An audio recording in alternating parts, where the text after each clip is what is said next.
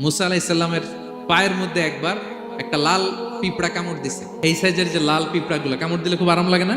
কেমন লাগে? হ্যাঁ, খুব ব্যথা করে, প্রচন্ড ব্যথা করে। তো মুসা আলাইহিস সালামের মেজাজ কি নরম না গরম? খুব তাড়াতাড়ি রেগে যেতেন উনি। এক এক নবীর এক এক অ্যাট্রিবিউটস ছিল, হ্যাঁ, এক এক বৈশিষ্ট্য ছিল। উনি অনেক রেগে যেতেন।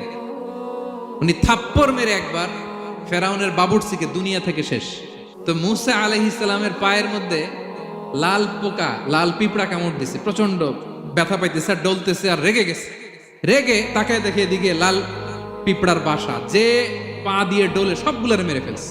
তো ঘটনাটা ছিল, মুসা আলাইহিস সালাম আল্লাহকে জিজ্ঞেস করছিলেন এই ঘটনাটা আল্লাহ কেন ঘটাইছে। আল্লাহকে জিজ্ঞেস করছিলেন, আল্লাহ আযাব যখন কোনো এলাকায় পাঠান তখন তো শুধু জালিমরাই মরে না, ভালো লোকগুলাও তো মারা যায়, তো এই আযাবে ভালো লোকগুলা কেন মরে? আল্লাহ উত্তর দেয় না, এই ঘটনা ঘটাই দিচ্ছে। পিঁপড়া যখন কামড় দিছে রেগে সবগুলো মেরে ফেলছে। আল্লাহ বলে, মুসা কামড় দিছিল কয়টা? কয় আল্লাহ একটা। তো ওগুলোর মারলা কেন?